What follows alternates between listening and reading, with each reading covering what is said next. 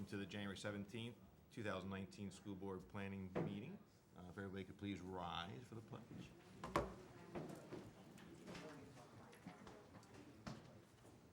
Allegiance to the flag of the United States of America and to the republic for which it stands, one nation, under God, indivisible, with liberty and justice for all. Ms. Banker, we have a roll.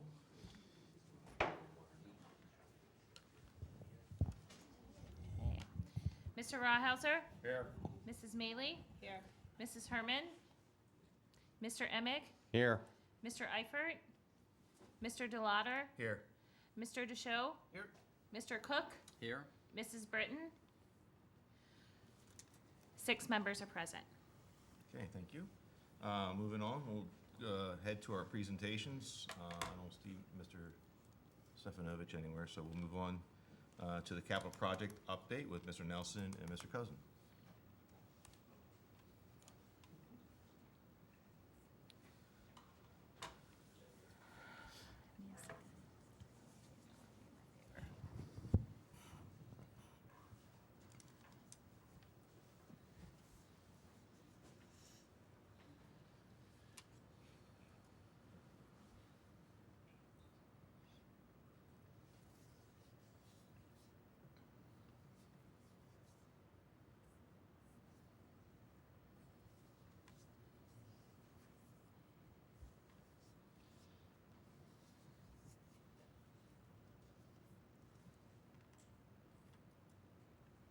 There you go.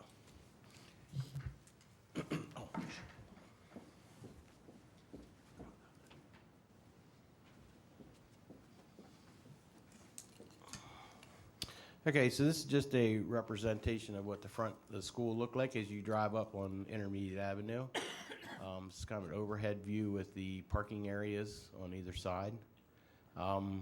Picture of when we started to dig out for underneath the multi-purpose field. It's about 4 to 5 foot deep. Put these pipes in with this geotextile fabric and quite a bit of stone. So you can see there the amount of stone that's going in. Again, it was probably about 5 feet deep. 16,500 tons of stone for the infiltration bed. It's 240 feet by 135 feet by 5 feet deep. The field overall is 240 foot by 360 feet, so the infiltration bed was about half of it. So this was our first concrete pour. Actually started about 5 o'clock in the morning. It was still dark. We put lights up, and it was one of those really chilly mornings, let's put it that way. So, but this was our first pour in the CTE area. So we're now have some concrete down. This is a few weeks later. You can notice a lot of mud on the ground here, and the walls are starting to go up. This is a lot of the footers that are in. When I say we're out of the ground, this is what I mean. We're up at least one block level above ground level. So we're kind of up out of the dirt and the mud a little bit. Once we get our underground piping and such in, we come back, we backfill it with stone like you see here. At this point, we are ready for concrete, but temperatures aren't working in our favor right now. So, building walls. This is in the science classrooms for the school part. This is just some of the underground piping that we have to get in before the walls go up. This is what they call a sewer train. This goes behind the wall, behind where like your water closet and your sinks and that kind of thing is.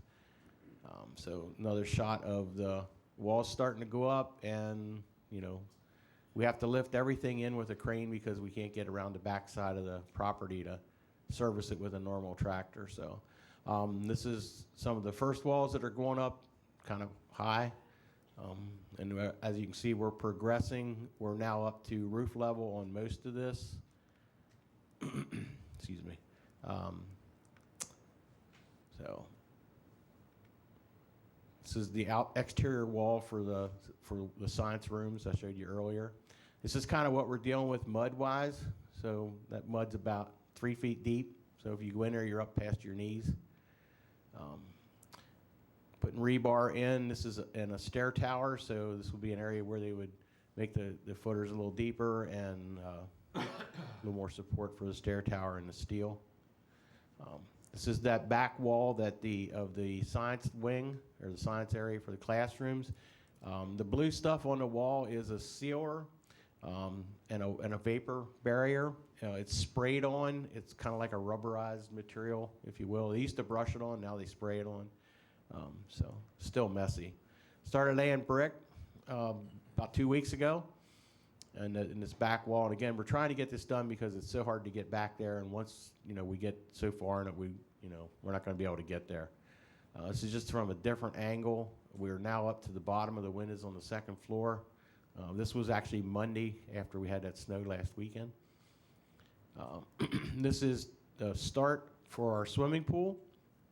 And this is what's called a surge tank. It's just a tank where all your water comes back to before it goes into your filtration system. It kind of like mixes and tempers the water a little bit. And if some kid loses his towel or his swimming suit, it ends up in the bottom of this pit and not in your pump. So this is what it looks like after we concrete it. This will all be underground. You won't be able to see it once we put the floor on above it, but that's what it looks like. This is an overhead shot of the CTE area. So you'll notice we've made some progress here, and if you're looking back here, you'll see why I say that we can't really get back there. It's not a lot of room. So we can get back or up in this corner, but not back in this area, so it's really tight. This is the CTE area. It's kind of an overall shot from above. We have one of the teachers at the high school has a drone that he flies this for us. So he takes these pictures for me. He's very generous there. But that's just another shot of that classroom area.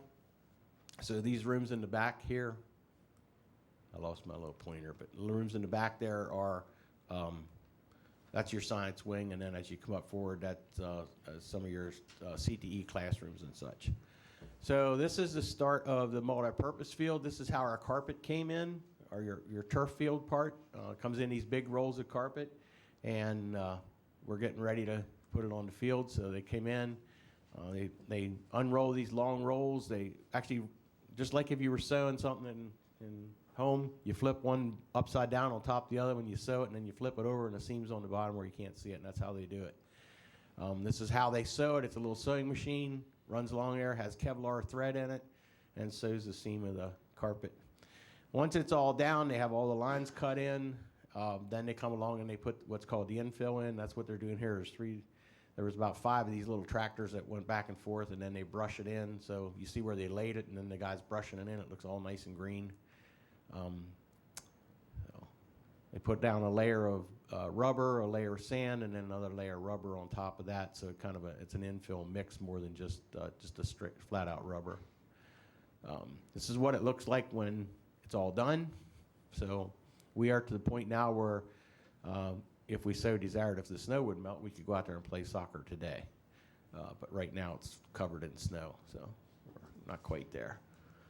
And that's all I got. I did that kind of quick because it's snowing.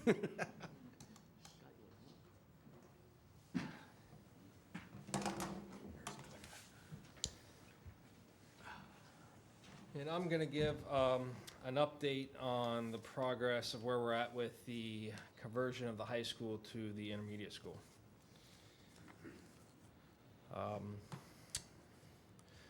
So I'll try to also make this brief, but we're going to just give an overview of the planning process, what we've been up to since spring of last year.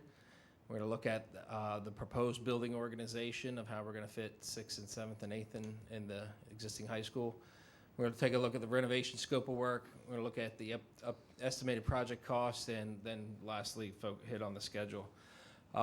Just talking real quick on the planning process. So about spring of last year, we started meeting with the administration, and they formed some committees. And we talked about the same process we did with the high school. What's the program you need? What's your educational program?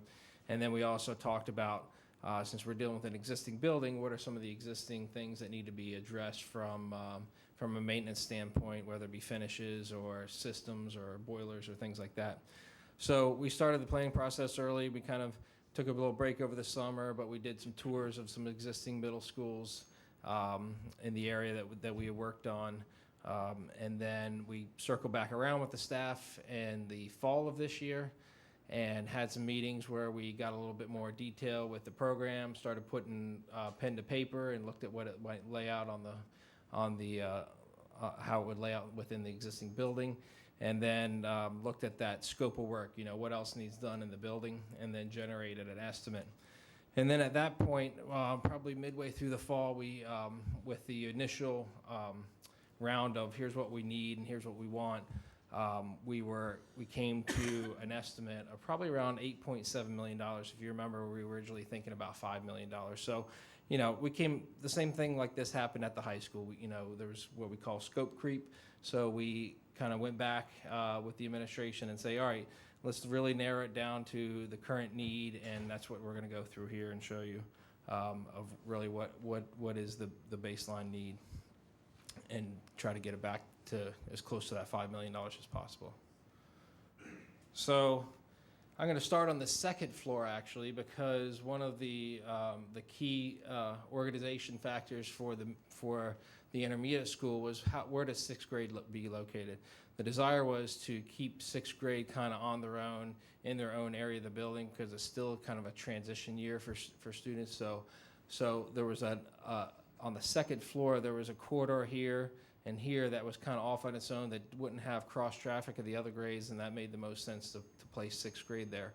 So each grade is organized around teams, and each team consists of English, social studies, math, and then a science. So each of the grades is organized that way, and they also have a learning support. So we have 9 general classrooms, 3 science. You can see here the sixth grade science, and then the 2 learning supports. And then we're also going to incorporate a program that you currently don't have that you actually do. You were incorporating at the high school, which is more of a collaboration space. So that's that open, if you remember the renderings of that, that's that open classroom environment where students can come and break out or do independent learning or bring a couple classrooms together. And that's what you see here. And this actually, I'm going to go to the next slide. I'll come back to the rest of the second floor. But this location here is the former location of the original wood frame structure. So that is one of the things we're still doing in the scope of work. We're going to tear down the original wood frame structure and build back in its place. We had a couple different concepts we looked at, but build back in place the administrative area. And we had an option where we looked at it here, and we had an option where we looked at it here, and the desire was to do something more in the front of the building, just because it worked better functionally with the layout. So actually, this sixth grade collaboration space is part of that new addition there. The rest of the building, the rest from here back is existing. Seventh grade actually spans over 2 floors. So the majority of seventh grade is up here. The existing ILC, of course, is here. It'll be the library for the intermediate school. If you recall, art used to be here. We are actually relocating that down to the lower level where graphics communications currently is. That's to get it better aligned with the rest of its tech ed curriculum. And so this will be the tech ed shop. We're creating a STEM lab, which will be within the existing ag mechanics. Of course, we don't need the welders and all that, so we have a bonus space there. We're going to make that into a STEM lab and use it for the STEM curriculum. So really, that's the focus of this area here is that tech ed and arts area, and also family consumer science right across the hallway. And then you can see 8th grade is kind of organized here, and then the rest of 7th grade is down here. Pretty much your big box spaces, by what I mean by that, by your gymnasiums, your auditorium and cafeteria, that's all pretty much going to remain the same. We're going to do some minor reconfiguration where this is kind of an open area outside your cafeteria. Here's where the doors go into it. We're going to look to knock down that wall and open this all up so you can have more usable space for your cafeteria. But pretty much the auditorium, the gymnasium, the auxiliary gymnasium will all stay the same. Here you see that new addition out here. I apologize, it's a little small, but essentially this is your counselors, thank you. The counselor, main administrative staff. main entrance to the building here. One of the things we're doing also as we get rid of that existing wood frame structure, we'll also get rid of that sunken entrance. So we're actually going to place all of this at the same level as the auditorium entrance. So currently, you have a series of steps right here that get you down, and there's a handicap lift there that gets you down to your current wing hallway out in front of the administrative area. We're going to have actually build the addition all at this same level, and that will allow this to stay up, and then we'll transition back over here, back down to that other corridor.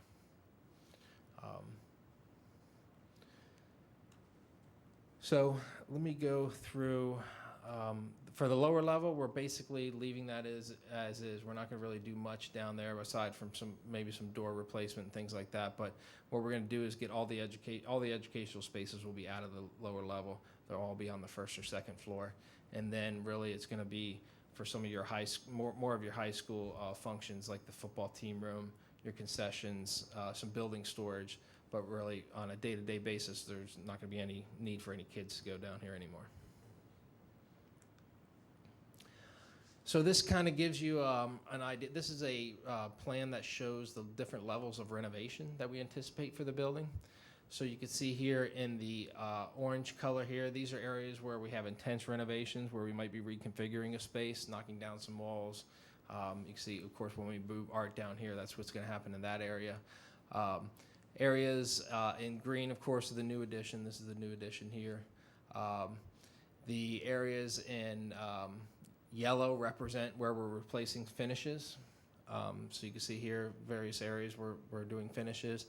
But then the areas that are kind of this crosshatch are where we've gone through and identified areas where the ceiling needs replaced, where it's in bad condition. But primarily, you can see the majority of the building's in white. You know, most of that building is. We've always identified this as an asset to the district. You've kept up with it. You've replaced windows. You've replaced systems. So pretty much the majority of this, the rest of the building is going to be kind of move in. We're going to, of course, paint the whole building and do minor things here and there. But pretty much what you see in white is going to remain not a heavy level of renovation. And then the same diagram up on the second floor. And probably the area where it has the least amount of work would be the media center, of course, because you just did that project. Quick question, Sure. if I might ask. Yep. It looks like the majority of the new construction there is going to be out in front of Yes. where the current entrance is. Correct. How will that impact traffic flow? Is that going to be like moving construction of the building further out into what is currently asphalt area, or is it going that far? No, actually, here, I'll go back to you can kind of see it here. You want to zoom in again, Jen? We're actually keeping that addition back, essentially. Here's your pavement, and actually you have a pretty wide sidewalk here, and it's probably 5 or maybe 10 feet back from that sidewalk, so we're not going to impact any of the existing site traffic. Then to give you a good perspective also, you can see here's where that new entrance is. Here's where your existing entrance is. So we're actually sitting pretty far back from there. One of the other thoughts is that, when this transformation takes place, maybe buses take a different route and they circle over here. So aside from maybe changing the traffic flow of how buses and maybe parent drop-off happens, we're not anticipating any impact to the site work, so to speak. Thanks. This will still remain a large parking lot back here and here as well.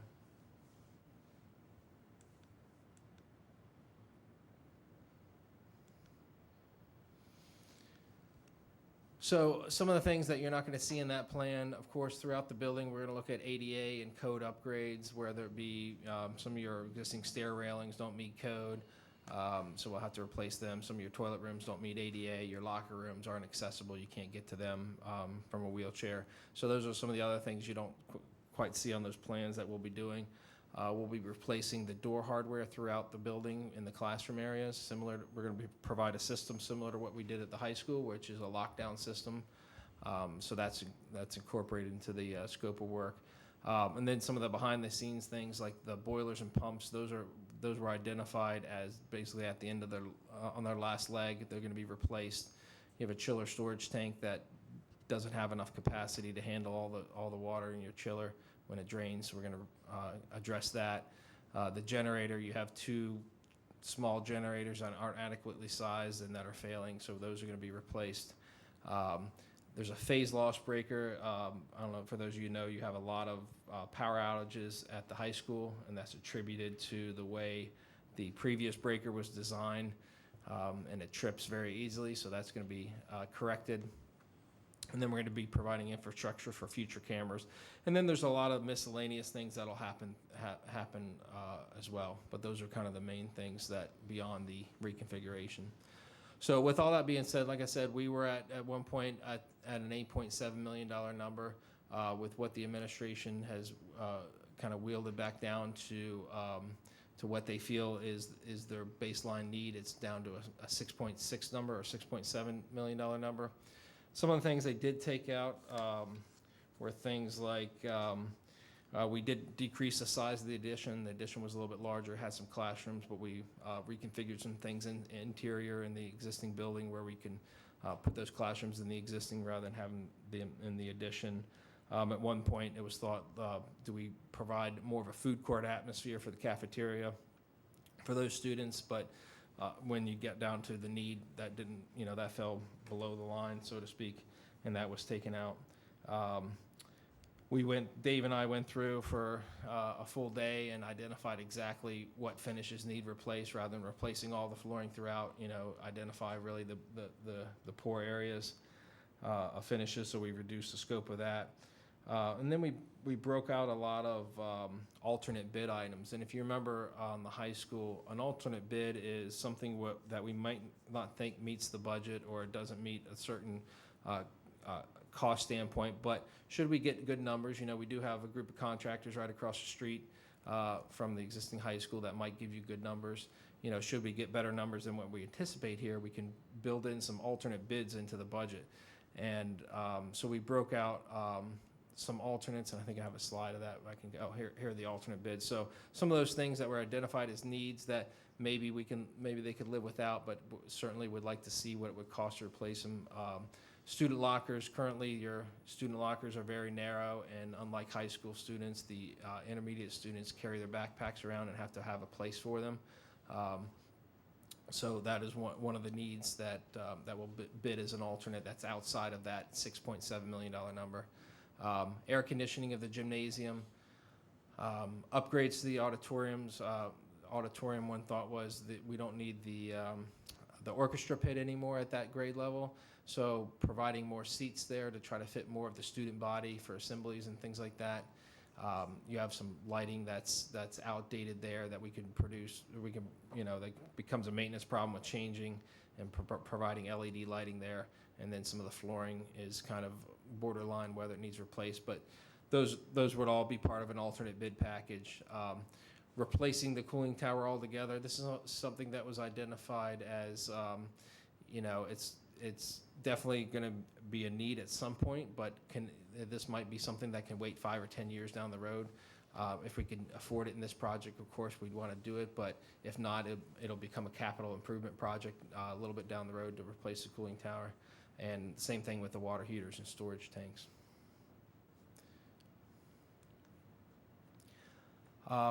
So this is the schedule we're looking at. One of the things that we're going to be doing is doing some of those system replacements, so like the boiler replacement, fixing the phase loss breaker, some of the behind-the-scenes stuff that really doesn't affect the configuration of the classrooms. We're going to do that this summer because what we want to do is unloading the burden of that last summer as much as possible, because there's going to be a lot going on both at the high school and at this school, and we want to try to get as much done over that summer as possible, and to do that, free up some of those projects. So we're going to bid a smaller project that's probably going to equate to about $850,000, somewhere around there. That's where our estimate is for the replacements that we're planning for. So that we're probably going to plan on bidding at the end of February or early March. So that'll be something that we bring back to you to get approval to go out for bid for those items. And then you can see here, so This is kind of our overall design schedule, and this is that summer bid project. Here's where we're bidding here. And one of the reasons why we want to bid early is because any given summer, all the school contractors, the contractors who regularly bid schoolwork, get booked really quick. So as soon as they get booked and you don't have the availability of contractors, then your kind of contractor bucket that you have that would have to choose from for bidding gets smaller, and of course if you only have a couple bidders, then the price is going to go up. So we want to make sure we get in line early and before all the contractors get booked up, and we're really hearing that the construction market is just skyrocketing right now, and everybody's super busy. So that's why we're bidding it early, and we'll have this, and that also allows them some time for procurement, getting some, the boilers might be a long lead item, and purchasing them in time to install them over the summer. So we'll have this summer construction schedule. We're going to pick up the design of the main project again here. We've kind of had a little break off that while we're focusing on these summer projects, but we're going to pick that back up here shortly in the next month or so, and then work towards once again an early winter bid of 2020 for that larger project. And one of the reasons is the scope of work that we have identified here is certainly not something that can be undertaken under one summer. So we're going to look to phase that in.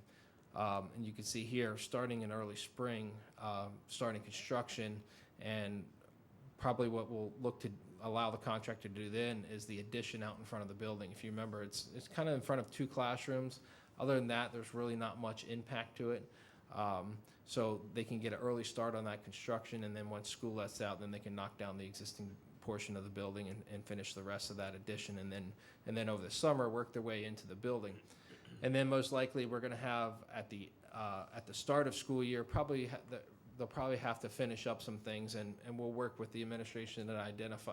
The beauty is on the intermediate school, the program of the intermediate school, the size of the high school exceeds the program of the intermediate school. So we have room to grow. So we can identify certain areas where the teachers might not have classes, year one. As you grow in your enrollment, they might move it into those classrooms. Or for instance, we're creating foreign language classrooms where you currently don't have a foreign language program, but we're planning for that down the road should it come. So there's some areas where we can allow the contractors still to work where there won't be an impact to the students or to the classes. So that's the overview of the schedule. A lot of information, but any questions? Yeah. Is our current contractors that are working at the high school have the capability to also do this kind of work? Yeah, Or will absolutely. we be- Yeah. And, When you and look- do they have the manpower to be able to pull both off at the same time? Yeah. Let's see. When you deal with like a general contractor, probably 80% of his work is subcontracted. So he's hiring other people to do the work. So certainly the general contractor would have the capacity, and frankly, most of the contractors over there, to be able to bond a project of that size and have the capacity to do a project of that size, then they have the capabilities to take on that. Now, the question will be, what other stuff do they have going on at that time? We don't know. We won't know until they're bidding other stuff and picking up other projects. But they could pick up, a huge project and not have the capacity to bid it. But there would be other contractors out there. But yeah, every one of them has the capacity. To give you an idea, Lobar Incorporated, who's the general contractor, is also doing State College High School, which is a $120 million project, and Penn Manor High School, which is a $98 million project. And the State College project finishes up this summer, so they're going to have $120 million coming off the books. I saw that you're improving the front entrance of the current high school. Do you have any plans? I didn't see anything to enlarge the entrance of the auditorium. Actually, that was one of the things that we identified early on as a need, was the lobby of the auditorium being a little bit undersized, whenever there's performances. And that is probably the reason. Do you want to try to let me get to the right page? That is actually one of the reasons why we ended up on this option, is because and thanks for bringing it up because I forgot to point it out.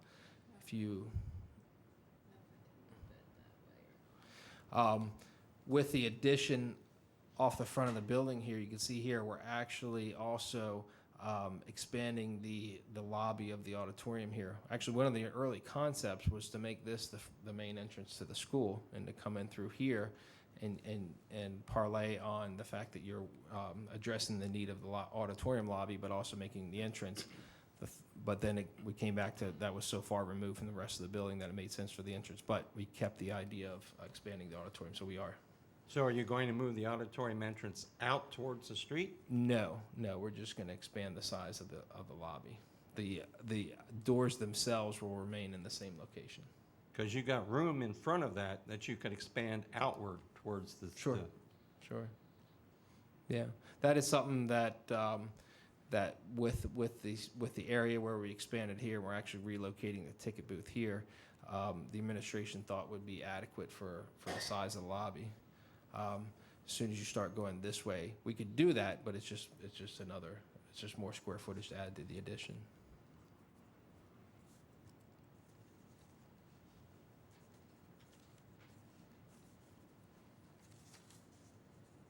Any other questions? Okay. Is that addition in the front all single Yeah. level? Single story, That's yep. Yeah, so essentially this line here, is the line of the existing building. So we're actually taking these two classrooms out here and creating conference rooms and other program needs for the administration, some of the itinerant offices.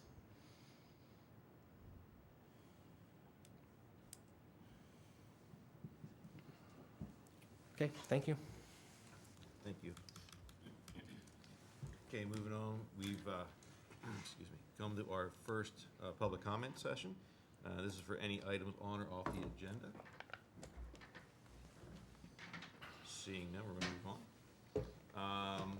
Board President Communications, announcement of executive session. We did not have any this evening that I'm aware of. We had any executive session? I wasn't ready to. All right.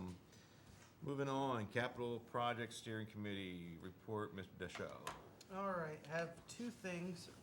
It looks like on February 18th, there is no school, and they plan on shutting off the electricity to the IS building for about 3 to 4 hours so that they can rig up electricity to the new high school.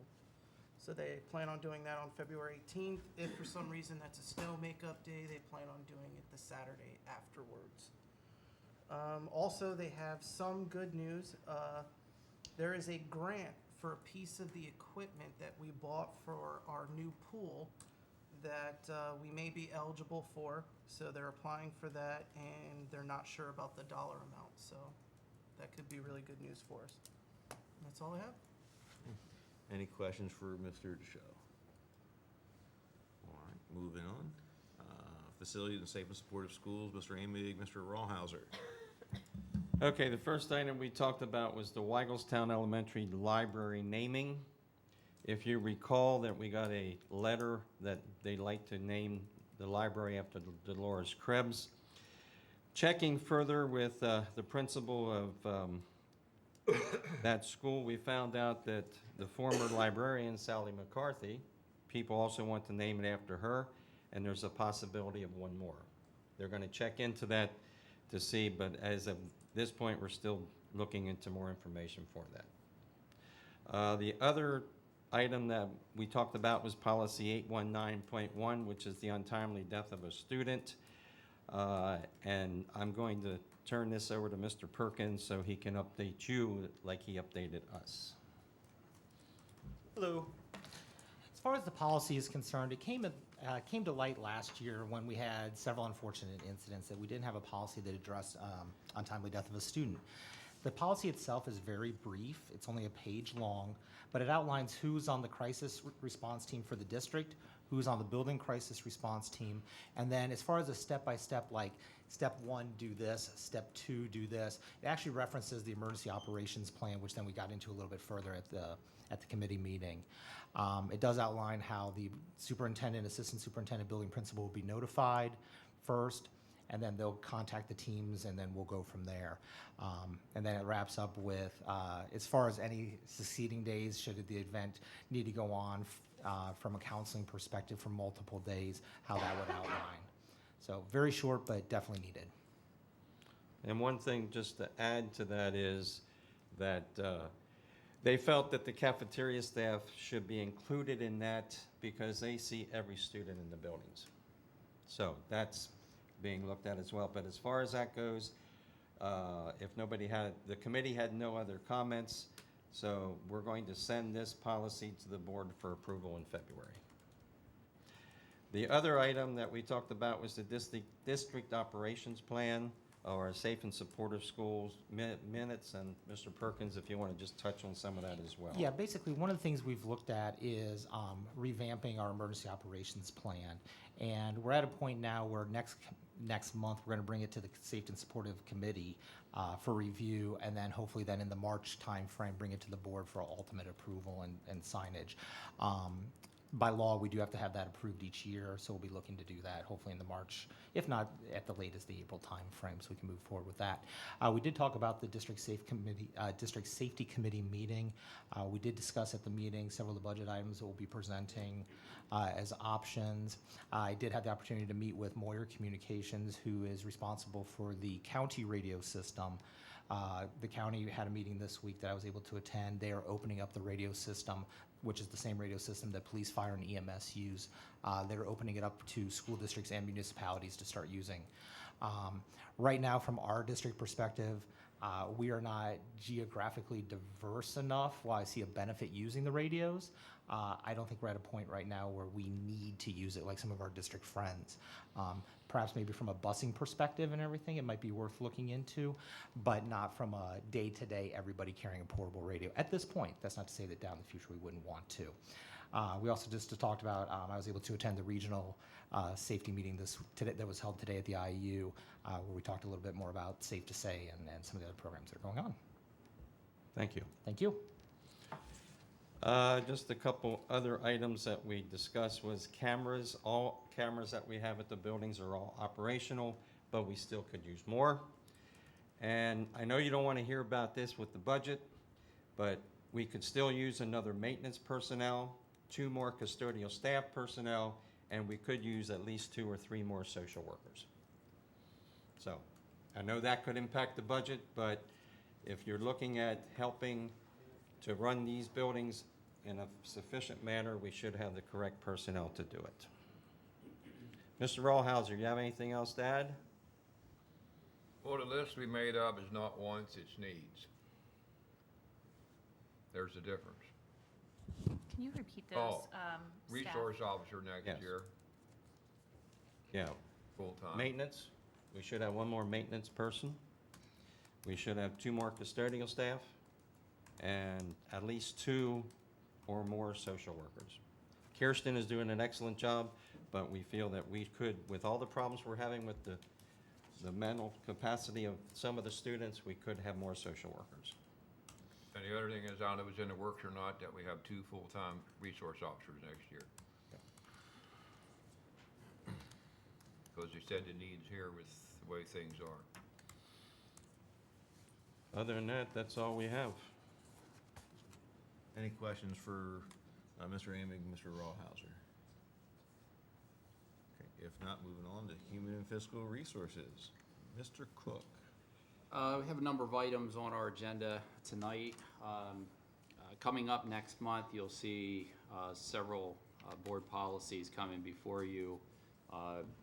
Policy 339.1 and 339.2 will be addressing uncompensated leave. We currently have policies in place right now under several different groups of policies, 300, 400, and 500. Trying to get some condensing of those policies and all under one header, which will be 339. So the 439 and 439 and 539 will be disappearing. So it'll be 339.1, which will be addressing administrative and professional, and 339.2, which will be addressing support staff.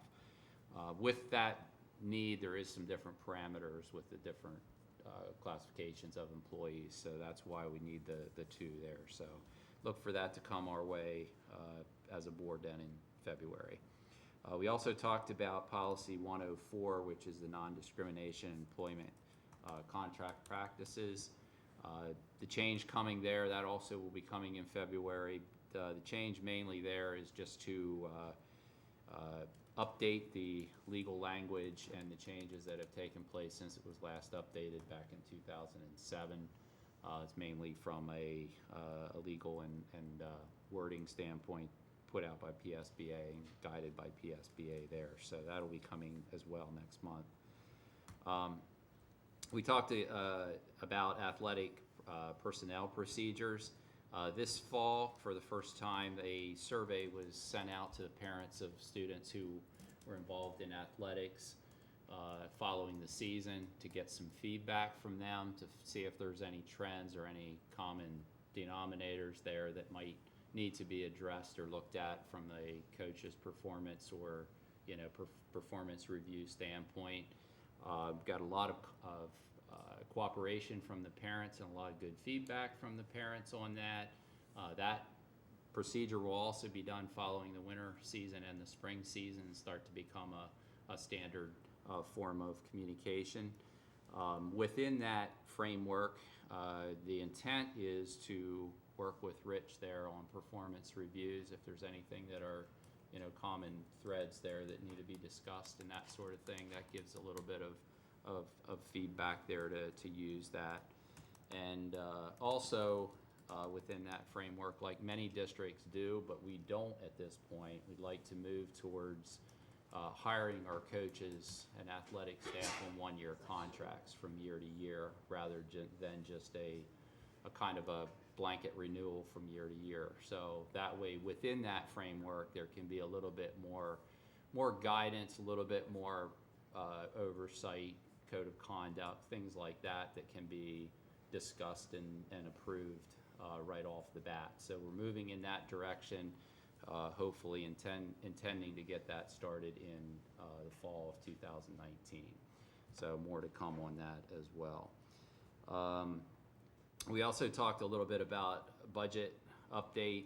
A couple of things that were mentioned already were things that we also talked about in committee. It's important to note that this is very, was it 4 varies early? Five of them? Okay, all right. Very early in the process, but working on getting needs out on the table, taking a look at some of the things that a district does need. An SRO, second SRO officer was one that is in the thoughts as well. More social work help as well was also discussed at our level as well. Some technology, perhaps technology staff help as well with the iPads and with the software, some need there that helps with the implementation, helps the teachers navigate through and use the software to its full potential. That's a need that has been addressed as well.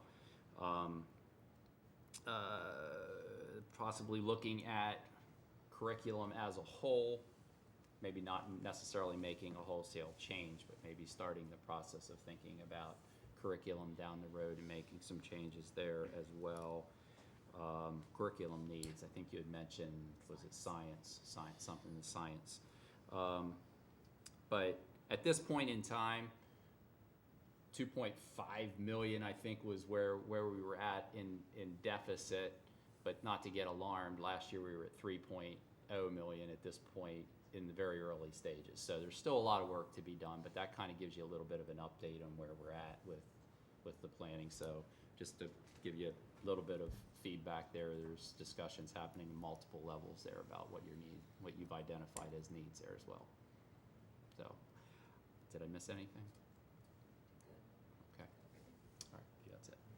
Any questions for Mr. Cook? Yeah, I just want to make a comment. Mr. Papa told us at our meeting that he has about 7 or 8 students that have a technology location that students or staff can come if they're having problems to help eliminate him from going and sending his staff to help teachers as well. So that's a plus for us to have students like that to help. Free help, love it. Anything else for Mr. Cook? Okay, moving on to comprehensive plan. We didn't have a formal comprehensive plan committee meeting tonight. It was basically curriculum-based, but Dr. Maloney did give us just a brief update on where we're at. If you recall, back in October, we had our inaugural meeting where we introduced everybody, kind of laid out the plan where we want to do, worked on the mission statement for the district. Our November meeting, obviously, like everybody else, was snowed out, so we haven't had one since that initial meeting. But work is still being done on the plan, and we hope to, again, reconvene in February to continue working on that part of the plan. We did talk about Mr. Schrum, the physical education teacher from North Salem, presented a possible new physical education program he'd like to introduce into the elementary schools, an indicated six program called Snap Golf. And I apologize, I lost all my notes. I thought it was going to be nice to have it all electronic, but it didn't save. It's Start New at Golf. Is that what it's called? Start New at Golf. And what it is a program. In this area, there's a gentleman who is a PGA professional, has volunteered to come in and co-teach the program with our physical education teachers, where they learn about the fundamentals of golf. They showed us a short video of it. It was kind of it was an interesting video, and it was funny at the end. One little girl said, "It's so easy, even an adult can do it." So. Well, and he'll be providing all the equipment free of charge as well. Free of charge, which is The always a good services thing. and the equipment, for Right. as long as we keep the program in-house. Right, in-house and as part of our physical education program. And the long game is for our teachers to actually be taught how to administer that program and teach that program so that we can continue it without having to keep utilizing him for that program. So again, I like the program. I think it's another way to introduce another different activity to our students. And then Mr. Wasser and Mr. Benton introduced us to the new graduation requirement, or potential graduation requirements for the high school. We had a lengthy discussion concerning changes that need to be made with our graduation requirements. And not just the academic portion, but a multifaceted, look at our graduation, what the needs of our students are going to need upon graduating high school, whether it be on to college or go out into the workforce. Found out through the career day yesterday at the high school that we have a lot of opportunity that we're not capitalizing on, and so I believe part of that plan is to also reach out more to our businesses in our community to get their input, get their help with implementing that and getting our students involved with all of that. Again, I can never do Mr. Wasser well, but he presented a great program, and I would hope that maybe as we continue this, you would present to the entire board and let us know all that updates. And then, just very quickly, we have finished up, as everybody was coming into the room, how we are working on our curriculum. As we noted on Tuesday, a lot of curriculum was approved, and again, just want to publicly thank all the teachers and Dr. Maloney and the rest of the staff for working hard to get those completed. And that they're staying on their timeline. And they're staying on their timeline too, which is really impressive. So that's all I have, Mrs. Manley. Anything you want to add to that? Any questions for us? I had a question. I'm not sure if it was addressed on Tuesday night, because I wasn't here, but we had quite a few early graduates on Tuesday night. Was that question addressed? That was addressed. It was? That Okay. was All addressed. right, I'll Yes. follow up. Yep. Then, thank you. Anything else? Okay, moving on to our miscellaneous portion. Any comments, observations from board members? Yes, I forgot to mention, we were talking about staff, it was brought up, we changed it 2 years ago that the head janitor takes care of 2 schools, goes back and forth. And the information we received that is not working out because with the custodial staff we have working, they don't show up, and he should be at 2 schools at one time. And they said it really comes up short when it snows. So I feel that maybe that's something we look into and put it back the way it was 2 years ago. The other comment is on the November meeting, it was that we were going to discuss about these travel time and determine how things should be handled with the football schedule. So evidently that wasn't put on the agenda for tonight. It was, Mr. Leathery's son got very sick.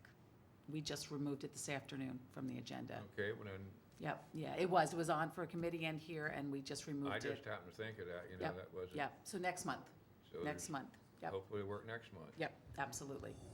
Thank you. I guess if I could ask just a question on the custodial staff, is this due to maybe a shortage of positions? Because we have some open positions right now. Is the problem due to that? I know we have a maintenance employee that is, or a custodial employee that is out on a leave. So was that the general consensus, or was it that they need additional above and beyond the people, the either open position or a position that is temporarily out? They're just part-time positions, and the problem is, you don't pay them anything, and so they figure, why stay here? So they leave. That's the problem. That's the reason we can't keep anybody. Oh, yeah, and that's my question. Is it we need to add additional additional positions, or we need to? You need to fill the Fill the positions that positions we we need. have. We need to fill the positions Okay. we have. Thank you. And they said it's, since we don't have positions all filled, then it creates a stress on the guy going from this school to the other school, and he gets to that school, and finds out he's short, so he's working there when he should be back checking on the other one. Where if we'd be back the way we were, we'd have one there in charge all the time. Okay, yeah, that helps me going into budget a little bit more. It's the same way with the on- maintenance. I mean, they're fixing the things and they're leaving other things go. But they're addressing the things that need done, but once again, they're leaving things go, so. Okay, good. That helps me a little bit. Thank you. Thank you. Anybody else? All right, moving on, we're gonna come to our second public comments period. Again, these are items on or off the agenda. Anybody have anything come forward? I don't see movement. Future meeting announcements. Our Tuesday, February 19th, 2019 will be our board action meeting. And Thursday, February 21st, 2019 is our board committee meetings at 6 p.m. and then our board planning meeting at 7 p.m. With that said, I'd like to have a motion to adjourn the meeting. So moved. A second. Second. All those in favor? Meeting adjourned. Everybody, drive safe, please.